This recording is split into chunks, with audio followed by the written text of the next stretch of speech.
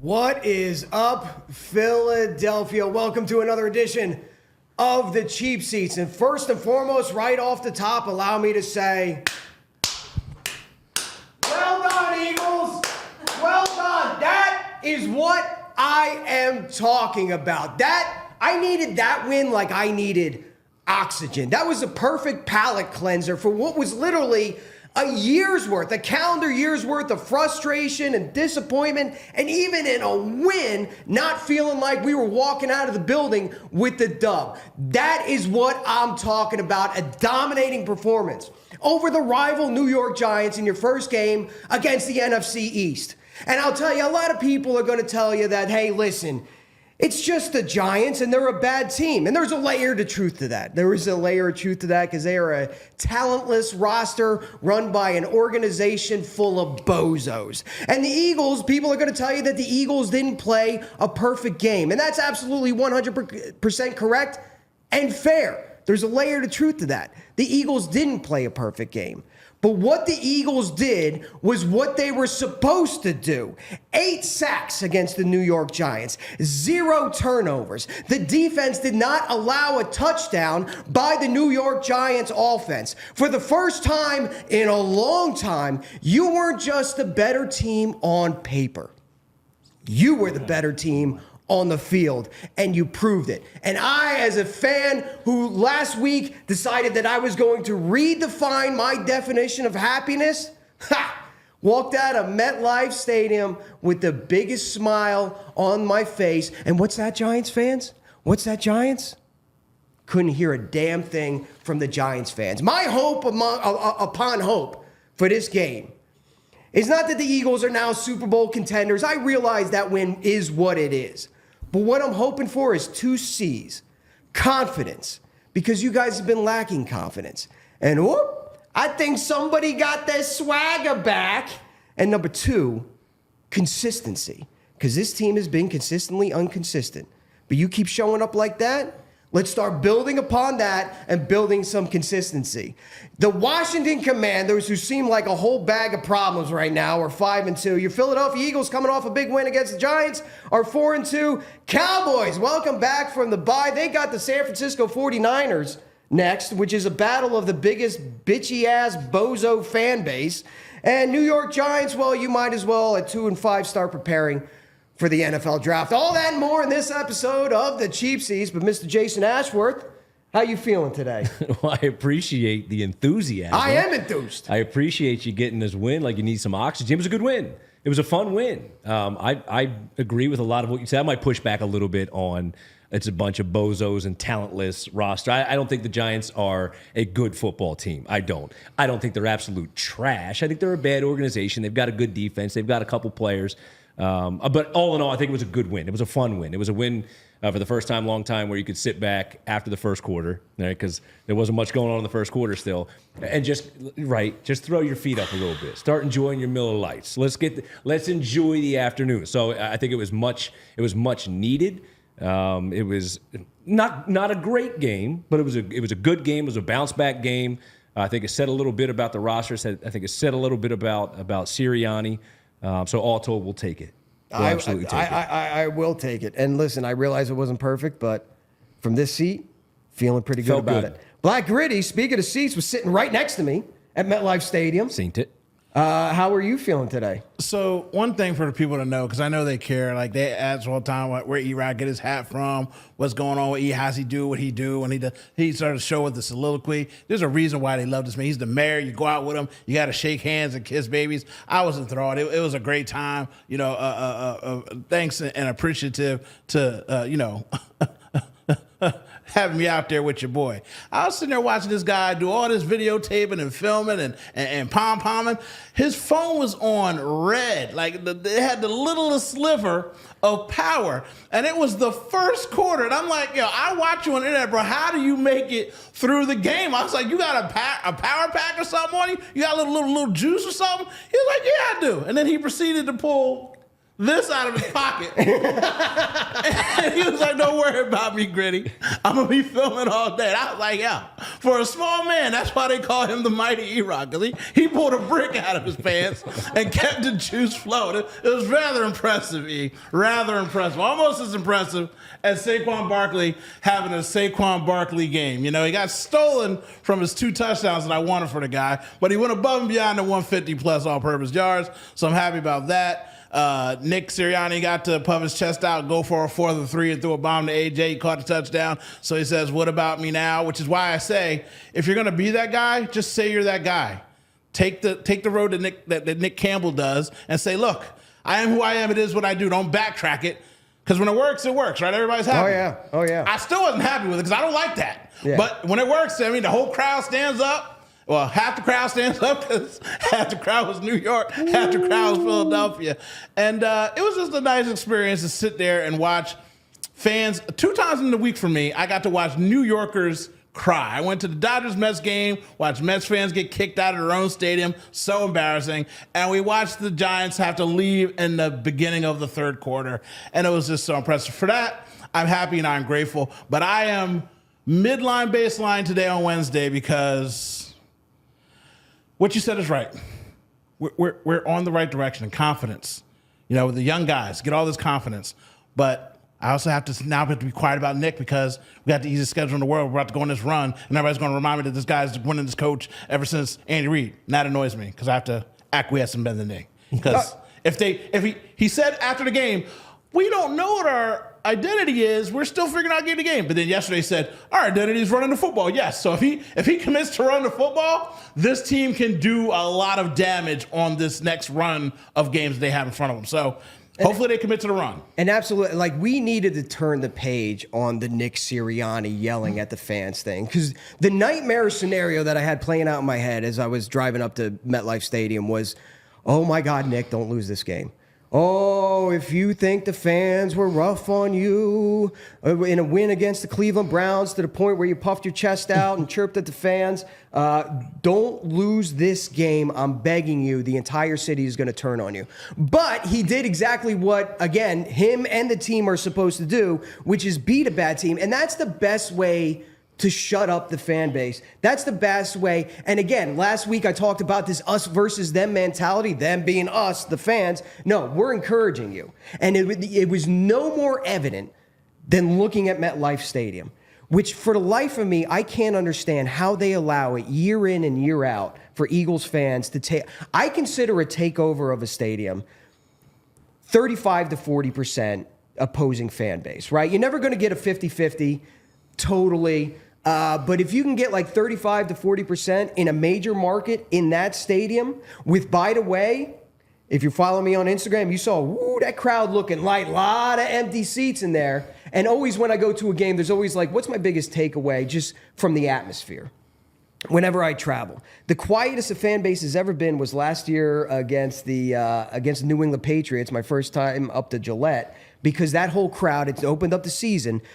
But they were so somber walking in there because no more Tom Brady, and it was the first time in the better part of 2 decades that they expected to suck, and they were going to have to deal with the fact that they sucked. And Tom Brady at halftime was doing some sort of ceremony where they were all going to beg hands and knees and plead for him to come back. Walking out of MetLife, the quietest I have ever heard a fan base, just demoralized, defeated, and just nothing to say to nobody. If it wasn't for Eagles fans making noise, it would have been completely quiet. So, first of all, I guess we're not going to get into the idea of why only 2 of the 3 made it to MetLife. I mean, my invitation got left in the mail, I guess. I didn't get the text message. We can come up with a million. Don't give him that look. Don't give him that look like, hey, don't tell him. No? I don't know. I see some eye contact going on. We'll bury that. That's okay. That's for Are we another burying time. the lead again?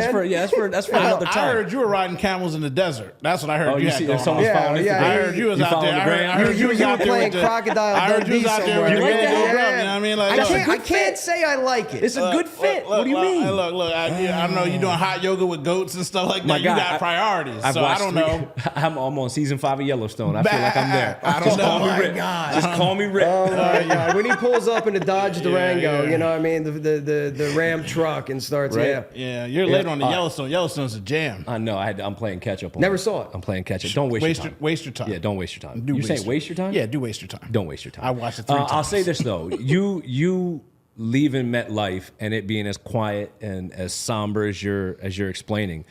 I mean, what else did we expect, really? Because they got their lunch money taken, right? Yeah. They had, not only is it like the division rivalry is there, we know that's always going to exist. But I mean, this was highlighted. This game, not just by Eagles, but by the entire NFL. Everybody had their eyes on this game, and Giants fan knew, like those fans knew what they were signing up for going to that game. Yeah. It was only going to go one of two ways, and unfortunately, it didn't go their way. Saquon Barkley went off, which is, we talked about it, right? And we said what should happen is 150, 2 TUD, like let Saquon eat. And because that felt like the smart game plan, we pretty much mutually agreed there's no way in hell that's going to happen. Well, it did happen. Well, you two mutually agreed. I said what was going to happen. I didn't suggest. I said what was going to. You two mutually agreed. We got to get Let's that just whiteboard. put that I gotta on get there. that. Yeah, Let's I just, didn't have let's to just- run I the mean, 'cause Staples, the but I'm show's going to have actually a taped, running so we can tally. actually review that. You can run it back? Yeah. You two mutually agreed. I said Fair. Okay. I thought because it made too much damn sense Yes, that it right. wouldn't happen. But it did happen, and Giants fans had no choice because Daniel Jones isn't going to put up a fight. That offense isn't going to put up a fight. They had no choice but to sit there and just eat it. So I can imagine after quarter, and now here you are in the fourth quarter, and I mean, what are you going to say at that point when it's packed with midnight green? What are you going to say? And honestly, Giants fans, like this is why you're a bunch of dum-dums, okay? You missed the golden opportunity to have this signature moment as a fan base, like speaking directly to your front office. Because, you were burning Saquon jerseys in the parking lot, which is just dumb. And then I saw a bunch of jerseys, custom-made jerseys, that people spent real American currency on. Trader. Number 26, it's on my Instagram. Number 26, Trader. You spent real money on that. You, in essence, gave money to the organization to then label a custom jersey to a mistake that they made. Giants fans, you missed a golden opportunity to have your voices heard, to have your Trey Turner moment at Citizens Bank Park. Because the Eagles, we're the villains, we're the rivals, I get it. But the real villain in this story is not Saquon Barkley. The real villain in this story is in your own front office. They made your bed that you have to lie in it. So, if you were a smart fan base, which I question that year in and year out, but if you really wanted to send the message to the real villain, you wouldn't be burning Saquon Barkley jerseys in the parking lot. You wouldn't be making your own custom jerseys. You wouldn't be booing him constantly through every time he touched the ball. What you would do is when that man touched the ball, you would give him a standing ovation. Not only, listen, we can put the respect for Saquon and what he did for your organization, never bitching, never moaning, never complaining about losing, just giving his 100%. You can salute him for that. We're going to put that aside. Standing up and applauding that man would have sent a message to your front office that they made a mistake and that you love that guy, and for a couple extra million, you could have kept him in your own building, but instead, you screwed up. Okay. All right. Let's relax because you're going to lose me a little bit. I agree that their attention is misguided. Yes. Right? It needs to go to Joe Shane. It needs to go to ownership. It 100%. needs to, because that's who made the mistake. 100%. However, I think part of the angst, I think Giants fans understand that. I think Giants fans understand that he wanted to come back to New York. The money wasn't right. They balked. He moved. It's because he went to Philadelphia. If he went out to, okay, because we always use the example of Brian Dawkins, all right? Didn't want to re-sign Brian Dawkins, goes out to Denver, comes home, we stand up, we applaud him, that's our guy, we love him. Remember it vividly.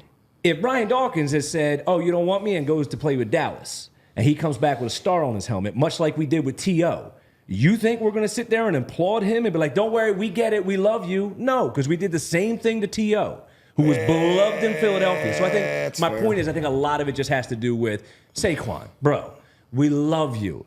Yes, you're a New York Giant. Yes, we get what ownership did. You had to go to those dudes up 95 of all teams. That's where you needed to go. So I think their angst with Saquon is more geared in that. So I'd be hard-pressed to think that we can't at least acknowledge or understand that. We get that a little bit. I think they're stupid, and I think that they're just dumb people. I would have sent 100%. I would have sent. Sure, let's go with that. Let's go with that. Let's go with that. I would have sent NyQuil to ownership and be like, here, I know you're not sleeping well. Here's some Z-Packs. If you wanted to make a custom shirt, I would have put a Joe Shane on there with like a Hunter's uniform, wanted. Like, that's who you should aim at. Like, Saquon, even the TL reference and things like that. All that would be fine if it wasn't for ownership literally saying, I'll be upset if he goes down the road. So that means that they knew about it, they heard the inklings of it, and they still allowed it to happen. T.O. was doing push-ups in the driveway. People were upset with him. McNabb went down to the Redskins, he went everywhere else, and people don't even bring it up. People that don't like McNabb don't like McNabb. But nobody said, well, he went to the Redskins. That's why because I don't they didn't like him. They love T.O. They love Dawkins. If they go to rivals, then hold on. That's a little different story now. I guess. But neither here nor there. They're Giants fans and they're dumb. Correct. You're right, though. You're right, though. I mean, it's on Joe Shane. Yeah. But enough about Giants fans, because you're right. They are dumb. What I'm more excited about, I shouldn't even say concerned. What I'm more excited about is the fact, and Gritty, you touched on it. This team, through a win, a dominating win against a bad team, might have just tripped into their own identity, right? We talked about identity. And all of a sudden, I'm not trying to get too optimistic here because I'm a Philadelphia fan and I got to stay grounded in my level of skepticism at some point. But when I see the defensive line all of a sudden start clicking and start getting after the quarterback in a way that we had not seen for the last creeping into last postseason and last regular season. When I see the amount of rushing attempts and Jalen Hurts managing the game, all of a sudden now I'm looking and I'm saying, there it is. There it is. There's the identity of this team. Is this a sustainable identity? Do you think we're going to see that consistency where this is the product that they're putting on the field every week? Because we got a tough matchup against the Bengals. That's not going to be easy. Can we keep that consistency and that identity going? So can I co-sign that with some information for you? Please do. All right, and this isn't my own. I'm going to give credit to Ruben Frank. But I just want to give you guys a sense of what Saquon Barkley is doing for the Eagles and why I agree with you that they found their identity and the numbers back it up, right? So for Saquon, first of all, he just got named NFC Offensive Player of the Week following that performance, right? So fantastic for him. But there are only 7 players in NFL history with 600 yards, averaging 6 yards a carry, and at least 5 TDs through 6 games, right? That list comprises of Jim Brown, Jim Taylor, O.J. Simpson, Terrell Davis, Jamal Lewis, Adrian Peterson, and Saquon Barkley. Wow. That's a good list to be a part of. Through 81, he's had 81 games with the Giants, right? Only 6 with the Eagles. Games where Saquon has had 15 carries, averaging 8 yards per attempt. He did that, twice in 81 games with the Giants. Wow. 3 times already with the Eagles. Okay. Through the 186-game history of Eagles-Giants, Saquon just set the record for most yards against the Giants. So my point is, yes, we're seeing these numbers, what Saquon is doing, even if we're not appreciating it as much, because obviously Derrick Henry's making a lot of noise out in Baltimore right now. Yeah. Saquon is, at least for the Eagles, making history with his time here. That is your identity. Run the football. The defensive side of the ball, as you mentioned, they've gotten a lot better. They've stiffened up a lot to where they were the first few weeks of the season. I think they've positioned themselves pretty well. They're now top, I want to say they're around top 12 overall, different categories. Yes, they've got a tough matchup against the Bengals coming up, but that's more for the passing attack. They struggle against the run. You want to tell me, or you want to ask me how to beat the Bengals? Run the damn football down their throat. You've got the recipe. You've shown that it works week after week after week. Don't get cute. To me, I think the proof is in the pudding. The pudding is Saquon Barkley. Well, we're going to get to the identity and we're going to get to the Bengals a little bit later on. But before we do, let's pay some bills. Let's pay some bills. Oh, you got to read? Nothing is ordinary at Bet365. It is never ordinary. Whatever the moment, it's never ordinary at Bet365. Bet365 has 90 million users worldwide. Bet365 live streams 780,000 events each year. Early payout offers across NBA, NFL, NHL, and MLB. Bet365 pioneered live in-game betting. And let's take a look at the lines, right? Now, these are as of last night. I didn't have a chance. We came in here hot and heavy, so I didn't have a chance to see if these lines moved at all. Cincinnati at home giving up 2.5 points to the Birds, according to Vegas. I can see that. You get 3 points as the home team. The Bengals, even in losses, are playing tough. We'll get to that a little later. But that makes a lot of sense. There was a couple on there that had me raising my eyebrow, though. Washington at home against Chicago. Chicago's giving them 2.5 points. Chicago is giving. Jaden Daniels. I understand that, but rib injuries, like if Jaden is going to miss the game. No, if Jaden's going to miss the game, absolutely. But with those rib injuries, has it been determined yet? No. Jaden? No. So we've seen this with Vic. We've seen this with McNabb. It's called a cortisone shot and a flak jacket. That's all it is. Hurts too. What's that? Hurts too. Hurts too. All right. Yeah. So if I would get on that as quickly as possible, and I'm looking heavy at Washington because I think that's exactly what's going to happen. I don't think Jaden's going to miss any time there. Dallas at San Francisco. San Francisco's given up 4.5 points. 4.5 points to the Dallas Cowboys, who are coming off of a bye. San Francisco's banged up, real banged up, like super banged up, like to the point where I can't even talk trash on them because they're that banged up, and I almost slightly talk trash on them. What do you mean? Slightly feel bad for them because injuries are injuries, and and listen, you can't help that kind of stuff. But I'm kind of looking at Dallas outright, coming off of a bye, outright. And then New York Giants at Pittsburgh, 5.5 points. The line could be 10.5 points. You know exactly who I'm betting right there. Right now, and you can bet all that. Right now, new customers get $200 in bonus bets when you bet just $5. Use code PHLY365, that's PHLY365, to sign up, deposit $10, and place a bet for $5. That's it. Place a bet for $5. And all those lines that we just talked about, you're going to get $200 in bonus bets. $200. You can bet any way you want to. Throw it into parlay, single game, whatever you want to do. Bonus bets can be used on the spread, totals, player props, futures, and more. Must be in Pennsylvania. If you or a loved one are struggling with gambling addiction, please call 1-800-GAMBLER. So, you know those commercials when we were young, like the Hair Club for Men commercials? Like, I'm not only the president, I'm a client, right? So what I want to do is I want to prove to everybody that I don't just promote the brand. Right, I actually leverage it. So we've hold on, there it is. There it is. We've spoken many times on the show about how I like to enjoy my Miller Lights, during softball games, various activities. So Jules, can you do me a favor? Can you just bring up that first picture for me real quick? So that's a little Sunday chip, Philly junk. We just went back to back to back, a little three-peat. Congratulations. We call that hoodie season because when you win a three-peat, you get them hoodies. But your boy, see, what I like to do is I like to enjoy myself a nice cold Miller Lite at the field after a championship. Jules, can we prove that to the people? Boom. There we go. Because there's no better beer after a softball dub with the Philly junk than a nice ice cold Miller Lite. So all I wanted to do is prove to the people that it's not just lip service. It's not just words. I don't just do this on the show. I bring this into my home. I bring this to my people, right? And you can too. You don't have to choose between what's best. Miller Lite has great taste and it's less filling. It tastes like Miller time. To get Miller Lite delivered right to your door, visit MillerLite.com/PHLY-Birds. Or you can find it pretty much anywhere that sells beer. Celebrate responsibly. Miller Brewing Company, Milwaukee, Wisconsin. 96 calories per 12 ounces. Fewer what is that? Oh, calories. This says cals. Fewer calories and carbs than any premium regular beer. See, when I just read it, it doesn't hit the same, which is why I like to go on my elaborate 4-minute stories about Miller Lite. I got you. But if we're going to tighten it up, then I just got to read. Gritty, we were just talking about identity before the reads here. Do you think this identity, like the Eagles finally hit it? Like, oh, this is what it's supposed to look like. This is what it's supposed to be. So I appreciate stats and information. It's a long-winded way not really. of telling people what they already know. I mean, me and the 30%ers, shout out to Cash Beer and Evan. They're the first two to line up behind me. It's a very small 30%, but we're growing in numbers here. So it's like 2%. When I mean, not everybody's as vocal as us. You know what I mean? Some people just lurk in the shadows.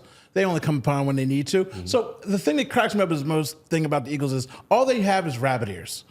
Most of the time when you're in sports, you hear, don't turn on the media. Nick has fraudulently slipped multiple times about, I don't want to get in guys' heads. I don't want them to hear this. They're responding to things that they hear in the media.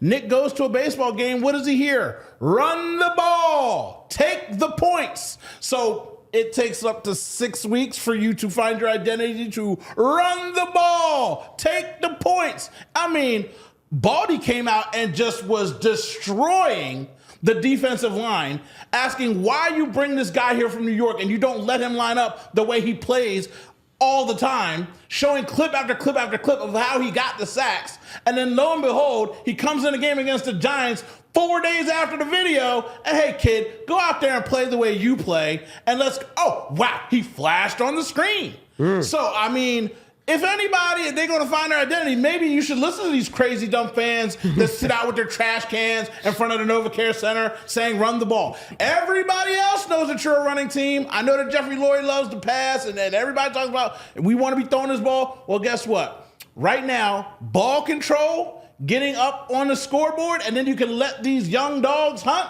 is the way you win the games, and that's how you do it. So shout out to all the fans that have been yelling it since day one when you had Saquon here. Run the ball, Nick. Took them 6 weeks to say, we have our identity. Yeah, we are a running team. Yeah, I guess we are. In fairness, though, Philadelphia's been yelling run the ball for 25 years. Right? There are plenty of Andy Reid games where we were yelling run the ball. And in terms of, so I'm not telling you, I'm not saying you're wrong. I don't. Look, the quickest way to become a fan is listening to the fans, right? Teddy Bruschi said it best.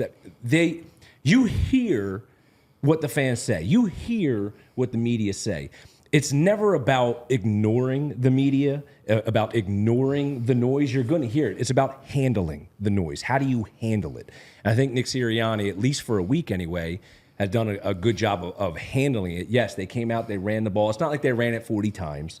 Right? They ran the ball. They're still built through Jalen Hurts, A.J. Brown, Devontae Smith. But when you have a weapon like Saquon Barkley and maybe things aren't working on the edges or isn't working in the passing game, run the damn ball. The cleanest thing that happened in that game were no turnovers. Because I don't care if you run the ball for 200 yards. I don't care if you throw for 300 yards. You turn the ball over, and it's the quickest way to catch an L. They didn't do that for the second game in a row. Again, Jalen Hurts had a clean game. Not a great game, but Jalen Hurts had a clean game. He protected the football. Surprise, surprise, as you would say. I'm stealing your line. They got the George W. Yep. Right? So for me, that's what I take out of the game. I believe that their identity is run first, set up the pass. They believe their identity is we're going to spread it around, pass it, and then open up Saquon Barkley. So I think collectively you and I agree they've got the inverse. Hopefully moving forward they lean on the run to kind of open up everything else.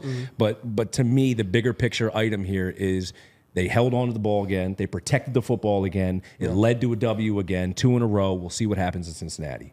And the offensive identity, it's no mystery, right? Even though it's, hey, we should run the ball, like you can question the play calling.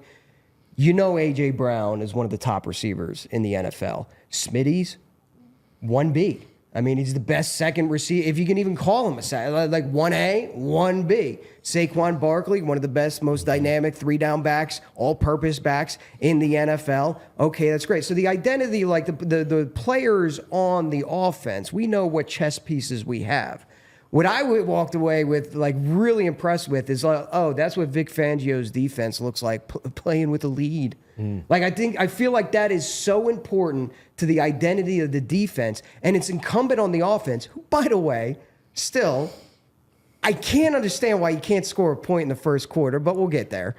The identity of the defense, just to be able to pin their ears back, not have to try to get back into the game, not try to press or do too much, but pin your ears back. And those defensive backs, the young guys, Q is so due, and we are going to erupt when he finally has it. But also Dijon. I mean, we knock Howie a lot. I know you like to knock Howie a lot with the seasoning, but man, he nailed those first couple picks. So the defensive backs are the best part of the defense right now. That is something that you can gain a lot of confidence in.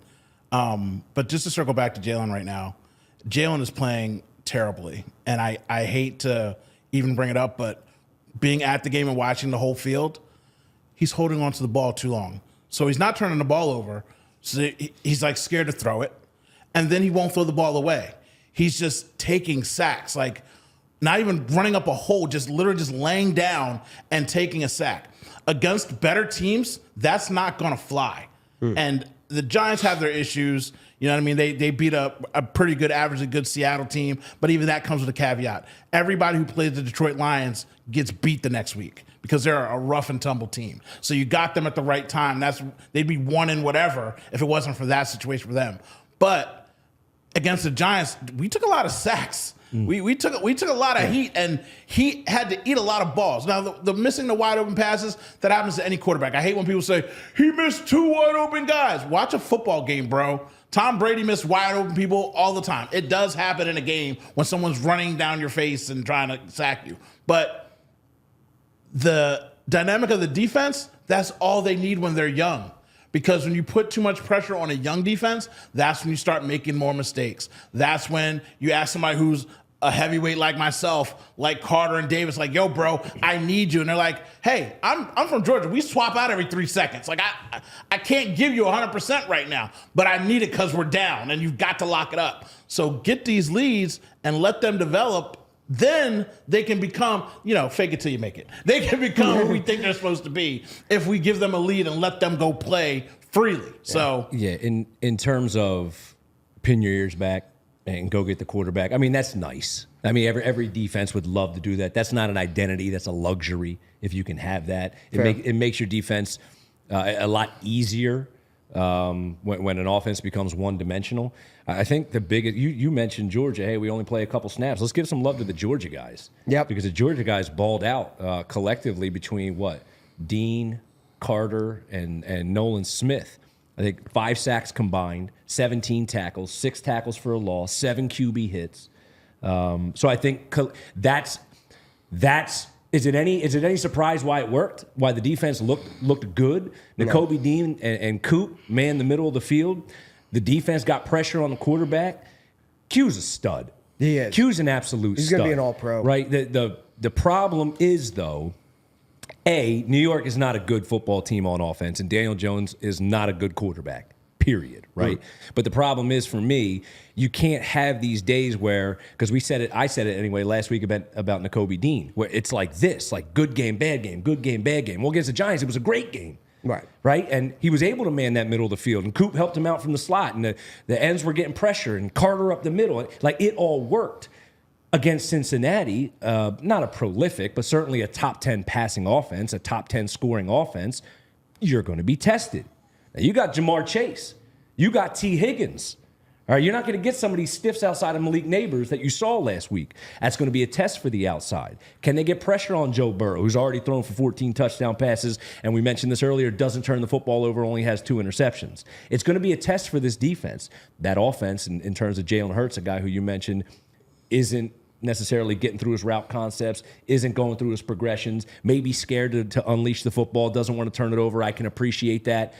But he's going to have to keep up. Yeah. Make no mistake about it. I think there's going to be an element to where Jalen's going to have to throw the football. I still think they win it by running, but he's going to have to throw the football, can't play scared football. To me, it's going to be a really interesting matchup. It is going to be an interesting matchup. And they kind of go back to that 4th down play, which was kind of a luxury play. Like, the Eagles were going to win that game, but that's just evidence of, like, when it works. Oh, the 4th and 3? Yeah. It looks amazing. When it doesn't work, you're like, Nick, you're an idiot. But you're going to have to keep, against the Bengals, you're going to have to keep that aggressive nature. How do you see the Bengals working out? So when I say run the ball, I say run the ball to set up the pass more so than the pass and then start running. Like, when you do the tush push as much as you do, and you come up to 4th and 3, and Saquon is already broken loose for 75 yards, the entire defense is like, oh my God, crowd this line, whatever. Nobody's thinking they're going to throw it over the top 50-50 ball, which is a 60-40 ball when it's AJ. It's a 60-40 ball. Nobody thinks you're going to do that. So when you run well, that's when you can get those deep shots that Nick loves to do, that Jalen and AJ love to do. But you've got to run the ball first. And luckily for us, the Bengals can't stop the run. At all. So run the ball, pass the ball, you're good. On offense, we are going to get lit up. Quinyon Nadon is not a roamer. So they're going to move Chase because Chase is mobile. He does not sit still. He uses motion, and they will have him running all over the place. And he's going to destroy Slay, and he's going to crush CJGJ, and that means that one other person has to be shut down by Quinyon. So I'm expecting us to have to score points with this team because they will. We make average quarterbacks look like Superman. Joe Burrow is, I feel like he's equal to Jalen, but he's not. Like when you think about Joe Burrow, you think he's a great quarterback, right? Yeah. So I like to tell people this, like Joe Burrow is bona fide. You ask any single person, he is just a great quarterback. They both went to Super Bowls. They both have randomly beat Patrick Mahomes occasionally. One guy is better with his legs. The other guy is better with his arm and accuracy. But one guy is really good at deep balls. Their arm strength is kind of the same. And they both have a juggernaut wide receiver that when they're not there, they don't look the same. They both take a lot of sacks. So even though Joe Burrow, looking at him, it's like, man, that is sexy. And you look at Jalen, you're like, oh, well, that's a plus size model. But when she gets dialed up, boy, when she puts on that dress, she looks just like Joe Burrow. If you put that swimsuit model up against that plus size model, you want both of them. Okay, sometimes you want yams instead of string beans. And I'm just saying that they're both models, but one just looks a little better in your mind. You think one's better, but they're not. So evenly matched game. We have to win this game to gain credibility for the rest of the teams that we play against that are mediocre. That's the third C. Confidence, consistency, but you're 100% right. They beat the Bengals. Now all of a sudden they start building some credibility. Because don't let the Bengals record fool you. They've been in every single game that they've lost, like down to the wire. Yes. And they fought. There is no... And I looked up and down their schedule. I looked at the box scores. I looked at the stats. I rewatched the highlights. There is no Tampa Bay game for the Cincinnati Bengals where they just got dominated. It does not exist. They could just as easily be at the top of the AFC right now, just as well as where they are currently. You were looking. Well, I mean, the problem is they just give up too many points on defense. Their defense is trash, right? So in terms of, we're saying, hey, you got Jamar Chase and you got T. Higgins and I agree. I think I'm going to further your point where I'm not telling you Joe Burrow is Jalen Hurts. Joe Burrow is a better quarterback than Jalen Hurts. I understand what you're saying. If I have my druthers, I'm just saying Joe Burrow is a really good quarterback. But I think we're glossing over because we're talking about, and I still believe the key to the game is run the football. Run the football. You have an elite weapon in the backfield. You still have a really good offensive line. Run the damn ball, open up the passing attack. But to that point, I think the Eagles still view their passing attack as one of the elite in the NFL, and the numbers will back it up because since the start of 2022, if you look at wide receiver duos in the NFL, T. Higgins and Jamar Chase have 37 touchdown receptions between the two of them. You know who that's tied with? A.J. Brown and Devontae Smith. So for as prolific Two models. Two models. So one's got more wins. One plays more games because the other one's injured all the time, and he loses a lot. But go on. I'm just saying. So for all the talk about, hey, they have some pretty dominant wide receivers on the other end because they do. I'm telling you now, Turner and Taylor Britt, the CBs for Cincinnati, they're going to have their work cut out for them as well. What I don't want to see happen, though, is try to get into a pissing match with Joe Burrow. If you try to go toe-to-toe with Joe Burrow, all things considered, and the way the offenses have played throughout the season, all right, well, I'm going to edge on Cincinnati. But you run the damn ball down their throat and then play off of that, that's where I think the real difference maker of this game is. I wrote down some keys versus the Bengals. And number one... Is it E or A? Is it B-A or B-E? Because I keep hearing Bengals.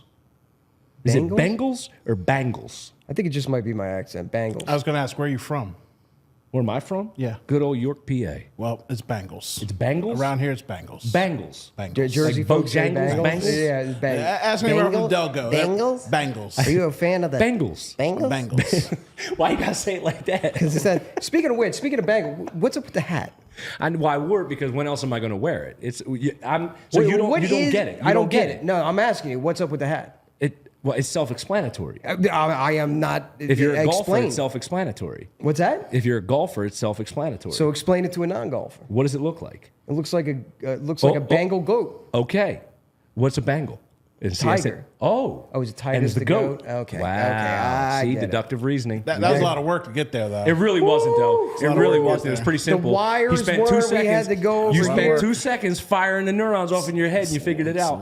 As soon as you walked in with that thing, I was like, "What the hell?" Of all weeks, why are you wearing this, right? Of all weeks. Why are you wearing Look, that? I told Jenny when I left the house, I was like, ooh, I'm going to make a questionable I'm decision. wearing my Philly sports shirt, Saquon. Yeah? Saquon I didn't shirt. have that. I just had a Joe Burrow Bengals hat. So I decided to No, I said of all weeks, like now, this is the week. This is the week. Go ahead. I'll tell you what, this is the DB's week. This is the DB's week. Because Cincinnati is 8th against or 8th in offense in passing. 28th in the run. Trash. They cannot, absolutely will not, can't do it. They just can't run the ball. So this is the game where the DBs need to come up with the INTs. Yeah. This is a big game for Q. This is a big game for Cooper. This is a big game for all of them. It's a big game for the pass rush as well.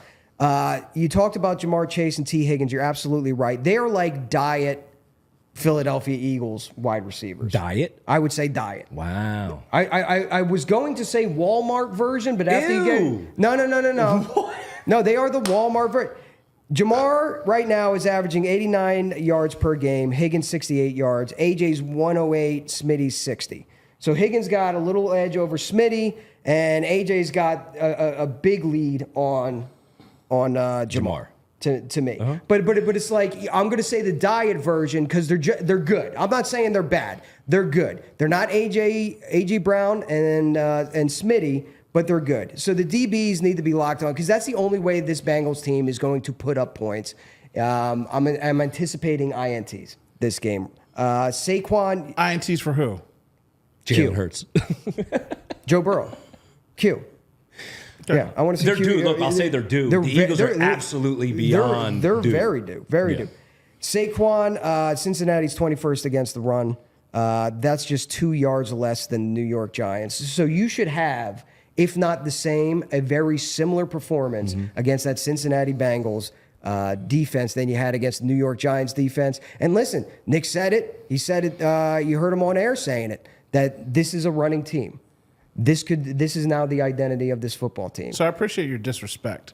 First of all, they're the Bengals because we don't care about them. So it doesn't matter how we pronounce it. That's first and foremost. Secondly, they call them the Bungles, so we all get it. Yeah. And secondly, so you calling them the diet version, the Walmart version, I appreciate that too because their own owner doesn't pay them any money. So, I mean, how much can you care about them? You know what I mean? Like, they are the discount version because they're not getting paid. Philadelphia, we pay our players. Hey, you're good? Take this money and be fun. Wait a minute. Didn't Jamar Chase just get paid? Did he finally get paid? Oh, I don't know. Am I missing that? I remember he started. No, I'm sorry. He reported didn't get paid. Yes. I'm sorry. I'm 100% wrong. He had to take out a personal $50 million insurance policy on himself in case he gets injured. Can I be honest? I'm getting sick and goddamn tired of saying you're right. All right. So we because this is like the 5th time that I had to look at him like, you're right. We're going to need a bigger whiteboard. It's okay. I cheat. I have a photographic memory. I don't have a problem admitting I'm wrong. I just don't like telling you that you're right. Well, I'm just going to particular problem when it's you.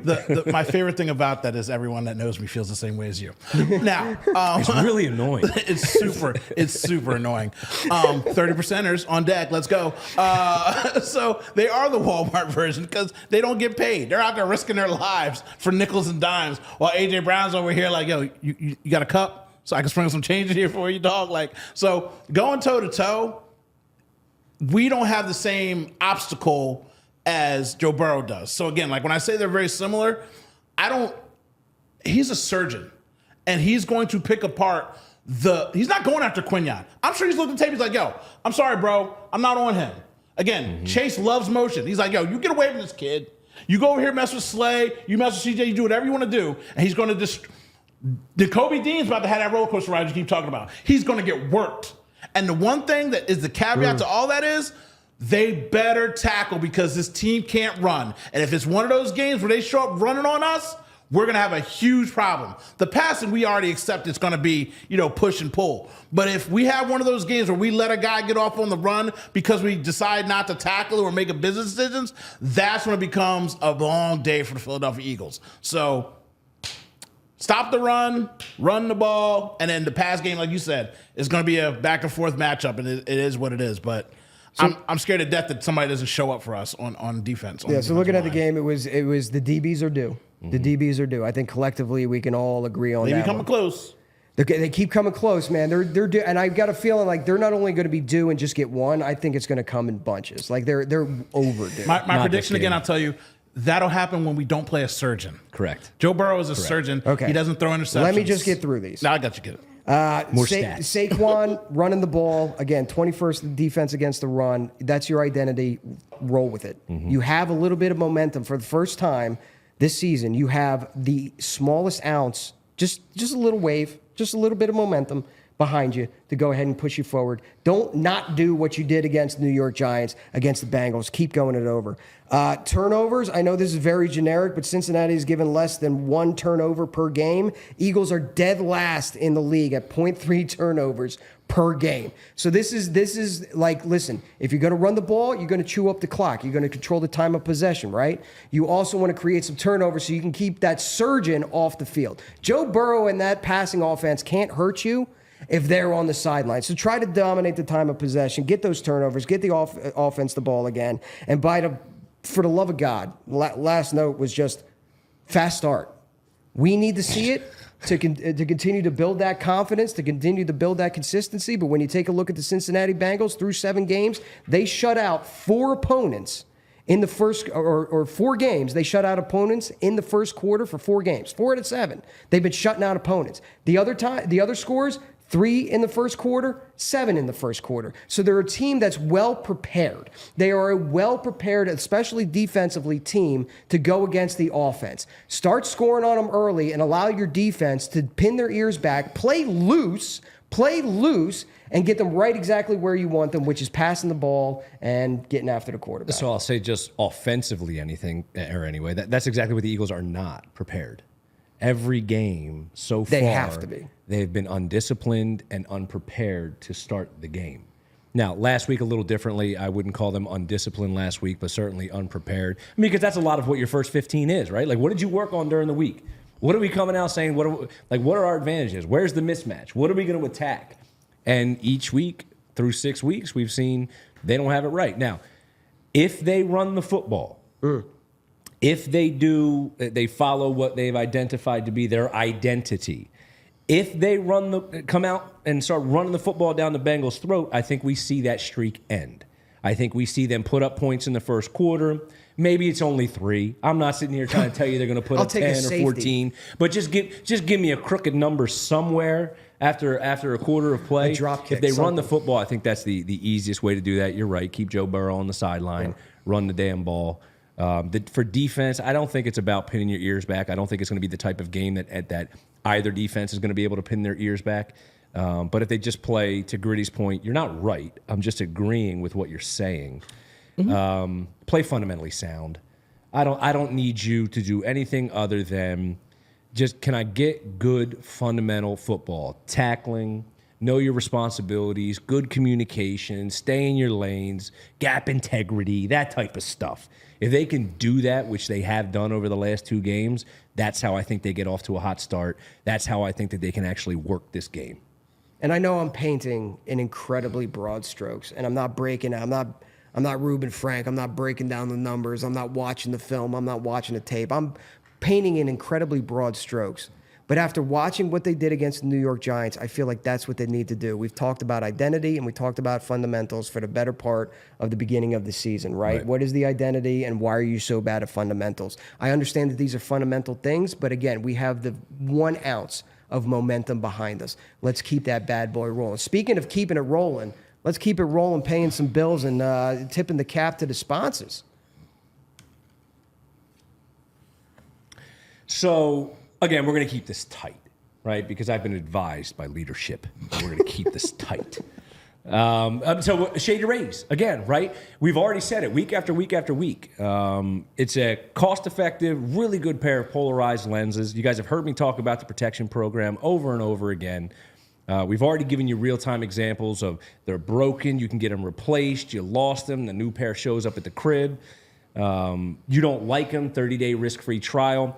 What I'm trying to do now is I'm trying to get some real-time experience. I think it's the Green Wolves. I mean, I've talked to you about the blue light glasses. I'm a big golfer. We just talked about it. Homeboy figured out the Tiger's the GOAT, right? We're making progress. They've got a pair called the Green Wolves, right? And they are a golf lens now look, if you have I got terrible eyes. I'm the guy that's on the course, and after I tee off, you guys got eyes on it? You got eyes? I lost it. I see lost it. it. You guys got eyes on it? Got it. So I need that.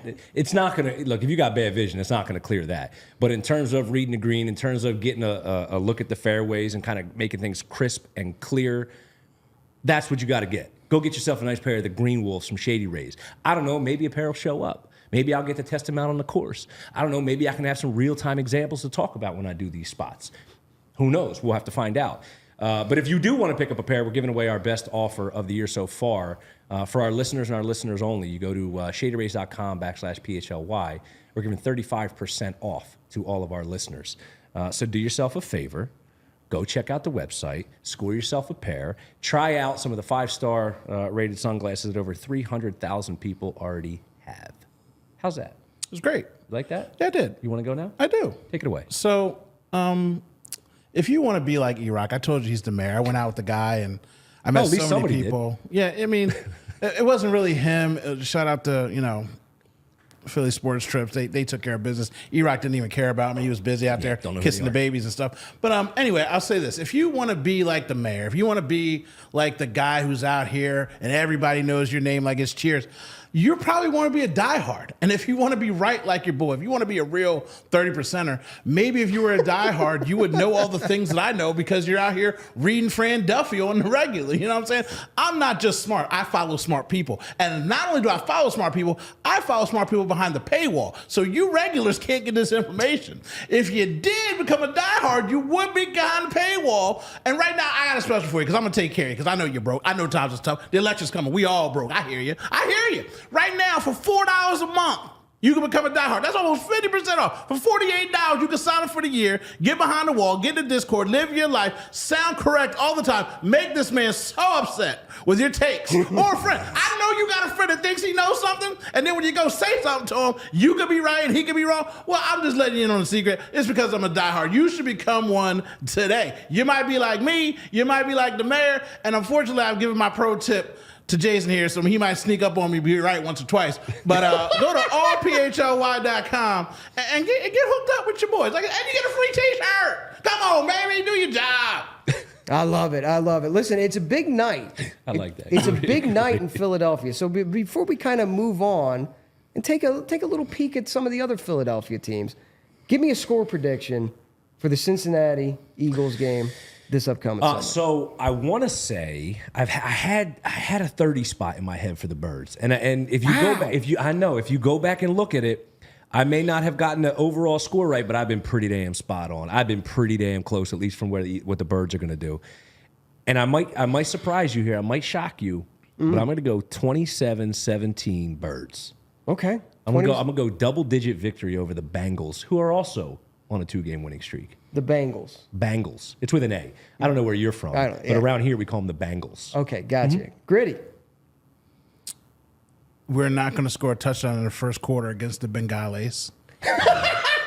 I can guarantee you that. We are not going to score a touchdown in the first quarter. You read off. See, this is why you need hope in life. This is why you could be a politician. You read off a stat saying they don't let up a point in the first quarter.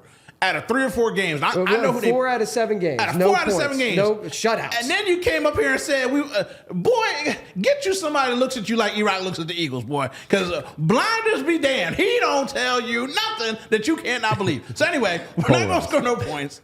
So I'm thinking 24-17, only because we don't score in the first quarter, and hopefully we don't let them score in the first quarter either, because it is going to be somewhat of a shootout. But I think it's going to be tight late.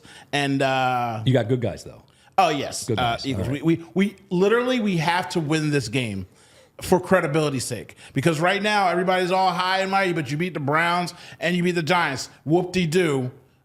Beat a team that people respect. Joe Burrow again, supermodel, plus size model. I mean, they respect him a little bit more just because of that. Nothing wrong with a plus size model though. That's what I'm saying. That's what I'm saying. You know what I mean? When they walk down that walkway, I'm like, hey, look.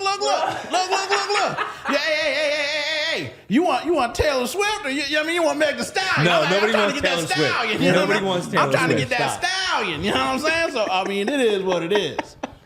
E, talk to me. What do you got? I'm stuck on Meg Thee Stallion. Because of the toss-up of the two. I'll go with the Stallion over Swifty. Body. Trying to get them George W's. That's what I'm about. Yeah. Hey, listen.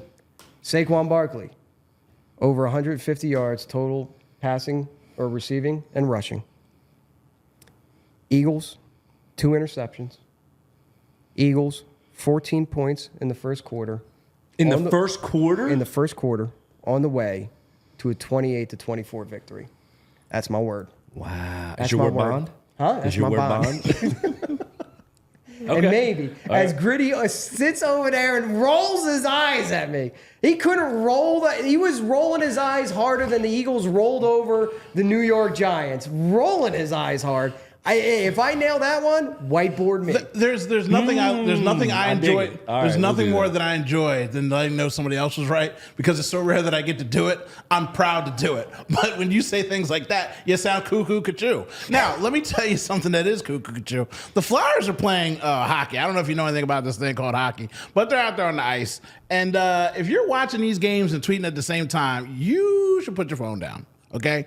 They're a young team. Wait, you can't tweet and watch? Not with the Flyers.